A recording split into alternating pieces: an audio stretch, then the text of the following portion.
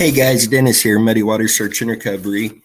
And Lisa, Aaron Shane Key's mother, asked us to do another recap on his case, and we will gladly do that. As most of you know, Aaron's body was found on April 5th of 2019 in Overton County, Tennessee. And I want to kind of start with going over a timeline in Aaron's case, and please forgive me, I'm reading off the notes here. This was found on a group in Facebook, and so I will be reading that timeline. In 2018 through 2019, for about 1 year, Aaron and his girlfriend lived at the location that his body was found. January of 2019, Aaron started opening up to his mom about being asked to be involved in a sex trafficking run, picking up victims 6 to 9 years old. His mom asked him, and Aaron refused to do so. His mom tells Aaron to call law enforcement, report this, and he replied, "I can't, Mom, because one of them is law enforcement." Around March 28th, about a week prior to Aaron's death, he called his mom on a Thursday stating he thinks he may have gotten into something he cannot get out of. His mom tells him to pack his stuff and leave, in which he says they won't let me leave. Aaron told his mom if anything happened to call Overton County and ask for a specific detective. Aaron gave his mom the detective's name.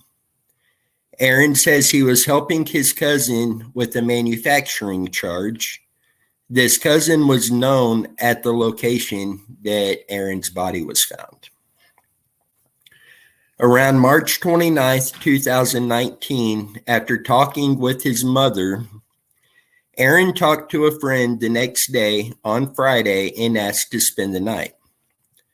Around March 30th, 2019, Aaron told his friend if anything ever happens to him, that he did not do it and do not let it go. Around April 9th, a few days after Aaron was deceased, that friend called Aaron's mother to talk in person. April 3rd, 2019, Aaron walks in on his girlfriend cheating on him with the son of the driver who drops him off at his dad's the morning that he was murdered on. April 4th, 2019, the day before Aaron was in this timeline, it says murdered. From what I've seen digging into this case, I have no problem saying Aaron was murdered. I fully believe he was. So on April 9th, a few days after Aaron was murdered, that friend called Aaron's mom to talk in person. And I believe I just repeated myself there. So April 4th, 2019, the day before Aaron was murdered, he had an incident with his cousin at the house he was living at and the cousin's girlfriend. The cousin and his girlfriend were picking on one of Aaron's friends, stating he was the only one who was going to amount to anything, leave him alone. So Aaron was defending this guy. April 5th, 2019, Aaron gets up and finds out that he's had enough of the cheating and everything going on and asks to be taken to his dad's house. The driver drives Aaron to his dad's and drops him off. Before the driver leaves, he tells Aaron to come back to the house around 5 p.m. and he will give him his rent money back. Aaron gave him rent money April 3rd, which was $200 a month. Aaron and his dad then spent the day together. April 5th, 2019, around 4:55 p.m. in that time frame, Aaron's dad drops him back off at the location, the house that he was living at and where he was found murdered. Aaron tells his dad he loves him and to pick him back up in about 30 minutes, so around 5:30-ish, To go back to Livingston, they talk about Aaron's new shoes that his dad did not like. Aaron had on a Realtree hat, a blue thermal shirt, and jeans. Please remember the outfit he was wearing. That does play a huge part here shortly. April 5th, 2019, around 5:15 to 5:20-ish, Aaron's mother was driving on Route 40 coming back from the doctor when she had a sharp pain in the back of her head and neck area, so bad she had to pull over. She composed herself, got back in the car, and continued home to take a bath. April 5th, 2019, Aaron's dad returned back to where he was before dropping Aaron off, and soon after received a phone call. A girl called him to tell him that Aaron was dead. Aaron's mom was home taking a bath when she received a call from an area code 931. In area code Aaron was known to be in and has called from before. One of Aaron's friends was calling her and said, "He's gone. Rabbit's gone. He hung himself." His mom called Aaron's dad, and he was already on the scene and confirmed that Aaron was in fact deceased. All in the span of the 40 minutes from the time Aaron was first dropped off around 4:55 p.m.-ish. When Aaron's dad arrived, Aaron was laying on his side in a fetal position. Aaron's dad was not allowed to touch Aaron or make a positive identification. Instead, law enforcement used his driver's license to make the identification. Aaron's dad was on scene for a total of 3 hours. Aaron's body laid on the ground for a total of 8 hours, putting the time frame now around 11:30 p.m. to 12:30 a.m. Aaron was also not in the same clothes or shoes that he was wearing when he was dropped off. The detective first told the family that it was just Aaron and his girlfriend there alone that night or that afternoon. This was found to not be true. The girlfriend said that they were fighting, and Aaron walked into the house, grabbed her by the hand, and led her out to the shed, all the while telling her, "You're going to watch this." Aaron allegedly climbed a 16-foot high pillar, reached out about 6 foot to tie a rope, comes down, puts the rope around his neck, and hangs himself. Those measurements are significant, and we will get to that here shortly. The girlfriend said she tried to grab Aaron's foot, but it got stuck. The girlfriend runs in the house after Aaron had passed and says Aaron hung himself and to call 911. Nobody would call. The girlfriend walked about 100 yards to a family member's house where she called 911. In the 911 call, Aaron's mother says it can be heard saying that a bunch of them were up there fighting. There were over 9+ people there. Many fled before law enforcement showed up. Another story given was that they were having a party and stumbled across Aaron. Law enforcement never saw Aaron actually hanging. He was cut down before they arrived. Law enforcement never went into the house, never separated anyone while talking to them, never took anyone in for an interview.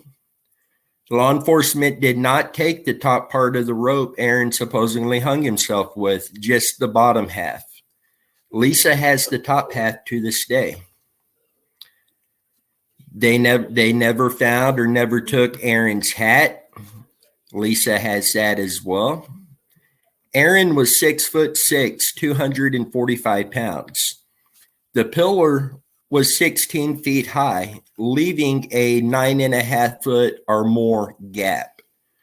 With the rope length of both pieces of rope, it does not add up to being possible that somebody was hung with that in this location. Friday, April 5th, to Monday, April 8th. Aaron's mother had all weekend to come to terms with, at this point in time, thinking that Aaron had hung himself. April 9th, 2019, his mother makes her way to the funeral home. Aaron had no visible markings around his neck associated with the average hangings. Aaron had no broken neck. His hyoid bone wasn't broken, nor did he have a swollen tongue. His mother states that the medical examiner says in 25 years he has never seen this. Lisa state's mortician said it looked like Aaron had been in a pretty severe fight. He had no symptoms associated with the self-hanging. Now, going back to those measurements, Aaron had a broken right wrist, and he was right-handed. So what they were trying to say was Aaron climbed a 16-foot high pillar with a broken hand, leaned out 6 foot and tied a rope, and come back down and allegedly hang himself. The PBS and NPT did a special on the the Tennessee medical examiner process and its error rate. This is how and again, this is coming from the post on Facebook, so it was in first person, so I'm just going to read it that way. This is how I understand it. In the state of Tennessee, at the county level, if an individual has a high school diploma or equivalent with no felonies, then one can be a county medical examiner. Now, if the medical examiner is called to a scene, be it a wreck, overdose, murder, suicide, etc., in most instances, the officer involved or in charge will say this appears to be, for an example, a suicide, and unless there is a very different opinion, for the most part, a county medical examiner will go along with what the officer in charge says. If the district attorney orders an autopsy, then the body is sent to the state medical examiner's office. There are varying levels of autopsy. In Aaron's case, a full cranium autopsy was ordered. Aaron arrived late Friday night, early morning hours in Nashville after laying on the ground for up to 8 hours. There was no one taken at the crime scene to establish a timeline of death.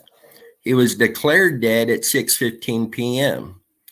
At the state level, Tennessee uses a multiple choice computer program with 4 possible answers to each question.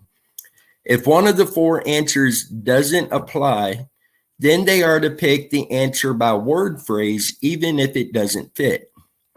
So if the medical examiner gets a third or halfway through the process and decides we will just go along with what the county said, but basically what the officer says, then that's where it stops. No matter what has been ordered, it will stop there. Now, and this is Aaron's mom speaking. Now, we were told in a full cranium autopsy where the brain is examined that there are visible marks on the back of the head of where the back of the head had been taken apart and examined. She says, I am not saying this was or wasn't done, because we didn't see any signs that it had been done. You know, there was no scars, no wounds, nothing there. There were many mistakes, such as no body temperature taken at the scene. Aaron is 6'6", 245 pounds. However, in the report, they reported him at 6'2", 208 pounds. The report didn't address the cut from above his eyebrow down through his eyelid to the right corner of his eye. In the crime scene photos, this cut was as straight as if cut with the scalpel. It didn't mention the broken nose or the brushing of other contusions on his face only scratches. There were visible scratches around his mouth. There was nothing I saw mentioning stomach contents, nothing about the last time he'd eaten. Toxicology mentioned 5 contents, which I cannot reveal because of conflicting statements. Medical examiner precise wording was there was one very, very faint purplish mark under Aaron's chin. According to the girlfriend, she said that Aaron was pushing her away and fighting her while hanging himself. There should have been considerable ligature marks, rope burns, and cuts from the rope to Aaron's neck. The mortician nor Aaron's mother or sister could find any, and the mortician went on to say in 25 years he'd never seen a hanging like this, and asked him if Aaron had been in one hell of a fight. According to the documentary that was done on the Tennessee Medical Examiner program, as high as 44% of Tennessee ruled suicides were in fact not suicides at all. This program is easily manipulated by the small town system. In fact, there have been several ruled suicides in close proximity to where Aaron was killed, with only one of those being irrefutable suicide. That one actually occurred 16 to 17 hours prior to Aaron's death. 44% being ruled incorrect is a very high number. There are a lot of gray areas in Aaron's case, and Aaron's mother said, these are factors that untrained eyes have found. As somebody who was trained in all of this looked into this case, there's no telling what they would find in here. I have seen a lot of evidence in this case that's not public information, and I am convinced 100%, Aaron did not commit suicide here. He did not hang himself. I believe that Aaron was murdered. It gets deeper because ever since Aaron was found deceased, his family's been fighting for answers, and rightfully so. And the district attorney in the area has tried to get Aaron's mother to agree to close the case, and tells her he cannot give her any information until she agrees to close the case. And that's interesting because she found out recently that he had already closed Aaron's case 2 years ago. So if you've already closed this case and you are still trying to bribe Aaron's mother with information to drop the case, knowing it's dropped, my question to District Attorney Dunaway is, what are you hiding on Aaron's case? And if you're hiding and covering stuff on his case, what other cases are you hiding stuff in? We've got Caitlin Ledbetter. We've got Courtney Cash. We've got Parker Morris. We've got so many. We got Joshua Bohannon, whose body was found, and it appears that the family's being strung along and not given an actual cause of death. And these are all in the same areas. What are you hiding? Why are you putting the families through even more grief than what they've gone through? So with that, our thoughts and prayers continue to go out to Aaron's family and the other families down there who is facing a huge misjustice here. And we will continue to do everything we can to keep these cases in the public eye and keep the pressure building for the truth to come out. Until next time, you guys stay safe.